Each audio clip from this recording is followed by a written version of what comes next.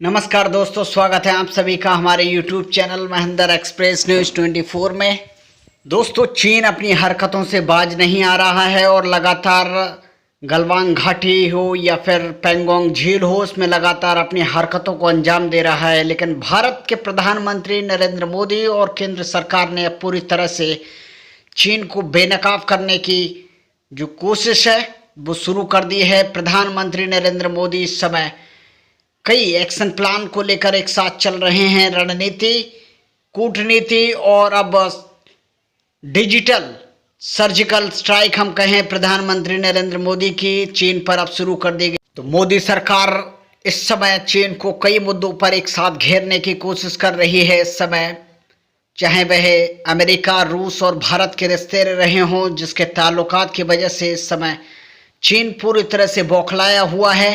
और अमेरिका भारत चीन विवाद पर यह भी कह रहा है कि हमें अब चीन को सबक सिखाने के लिए एकजुट होना चाहिए, जिससे चीन अब पूरी तरह से बौखला गया है। चीन लगातार गलवान घाटी में पेट्रोलिंग कर रहा है और पेंगोंग झील में भी लगातार उसके सैनिक भारतीय सैनिकों को उकसाने की कोशिश कर रहे हैं। लेकिन अब भारत उसका मुंह तोड़ जवाब देने के लिए बिल्कुल सशक्त दिखाई दे रहा है, बिल्कुल तैयार दिखाई दे रहा है। प्रधानमंत्री नरेंद्र मोदी पहले ही कह चुके हैं कि 1962 के भारत को भूल जाइए, इस समय 2021 वाला भारत है और जो भारत देश पर, उसकी ज़मीन पर नज़र डालेगा, हम उसको छोड़ेंगे नहीं, बख्शेंगे नहीं।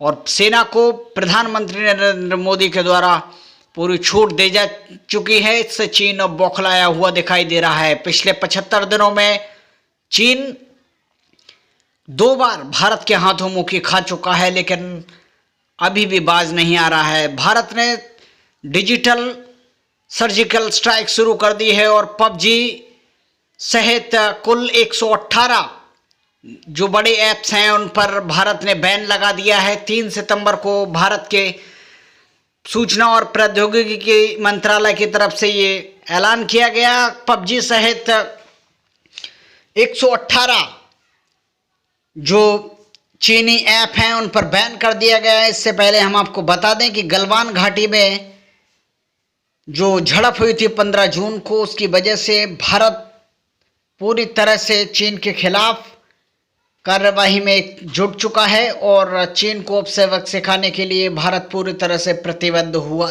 दिखाई दे रहा है। रक्षा मंत्री राजनाथ सिंह इस समय रूस की यात्रा पर गए हुए हैं और वहां से कुछ पनडुब्बियों के बारे में भी करार हो सकता है, ऐसा सूत्रों के मुताबिक हम कह रहे हैं। तो भारत इस समय राजनीतिक, कूटनीतिक और डिजिटल सर्जिकल स्ट्राइक के जरिए चीन को पूरी तरह से ध्वस्त करने की कोशिश कर रहा है। भारत की इस तरह के फैसलों से इस समय चीन पूरी तरह से बौखला गया है और गलत डिसीजंस और भारत के सैनिकों को उकसाने की कोशिश कर रहा है। फिलहाल चीन इस समय पूरी तरह से फंसता दिखाई दे रहा है। प्रधानमंत्री नरेंद्र मोदी ने और साथ ही साथ सूचना और प्रौद्योगिकी मंत्रालय की तरफ से 118 जो ऐप बैन किए गए हैं भारत में, उससे चीन की जो अर्थव्यवस्था है उस वो पूरी तरह से डगमगा गई है। दोस्तों, हम आपको बता दें कि पबजी समेत 118 चीनी ऐप पूरी तरह से बैन होंगे।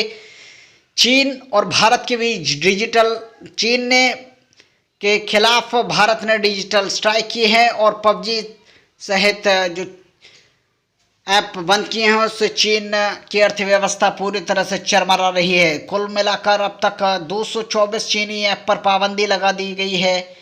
भारत की डिजिटल सर्जिकल स्ट्राइक में PUBG, dual space, beauty camera plus पर पूरी तरह से अब पाबंदी हो गई है। साथ ही साथ कुछ और ऐप, लूडो ऑल स्टार और इन नोट पर भी पूरी तरह से अब पाबंदी लगा दी गई है। तो भारत की ये डिजिटल सर्जिकल स्ट्राइक कह सकते हैं हम इसको, ludo all star in note पर भी पाबंदी, साथ ही जो ब्यूटी कैमरा है उस पर भी पाबंदी। अब तक हम आपको बता दें कि चीन के 118 मोबाइल ऐप्स पर सरकार ने पाबंदी लगा दी है। पहली बार 29 जून को चीन के 59 ऐप को भारत सरकार के द्वारा बंद किए गए थे और उन 59 ऐप को बंद करने के बाद फिर भारत ने जब दूसरी बार डिजिटल सर्जिकल स्ट्राइक 28 जुलाई को की, जिसमें 47 चीनी ऐप पर पाबंदी लगाई गई, तो गलवान के बाद चीन से आयात 44% कम हो गया है और इससे चीन को बहुत भारी नुकसान हो सकता है। भारत से पबजी की जो सालाना कमाई थी वो उसका अंदाज़ा आप नहीं लगा सकते। 1976,000 करोड़ रुपए प्रति सालाना पबजी बैन से चीन को 720 करोड़ का नुकसान हो रहा है दोस्तों। और भारत में जो पबजी के डाउनलोडर थे वो 24% लोगों ने पबजी डाउनलोड किया था। दुनिया के 24% लोग भारत में पबजी का इस्तेमाल करते थे। भारत में 17.5 करोड़ लोगों ने पबजी ऐप डाउनलोड किया था और उसका यूज़ करते थे। तो चीन को अब अर्थव्यवस्था पूरी तरह से चरमराने वाली है, क्योंकि भारत ने अब तक 224 चीनी ऐप को पूरी तरह से बैन कर दिया गया। भारत में पबजी पूरी तरह से बैन। 29 जून को 59 चीनी ऐप को मिलाकर कुल मिलाकर 224 चीनी ऐप इस समय बैन किए गए हैं। तो ये बड़ी खबर, इससे चीन की अर्थव्यवस्था को करारा झटका लगा है और चीन अब घुटनों पर आने के लिए बेबस और लाचार दिखाई दे रहा है। तो दोस्तों, भारत के तमाम लोगों ने प्रधानमंत्री नरेंद्र मोदी और भारत सरकार के इस फैसले का स्वागत किया है। आपकी क्या राय है इस फैसले के बारे में? हम तक अपने कमेंट ज़रूर पहुंचाइए और साथ ही हमारे चैनल को सब्सक्राइब भी करें।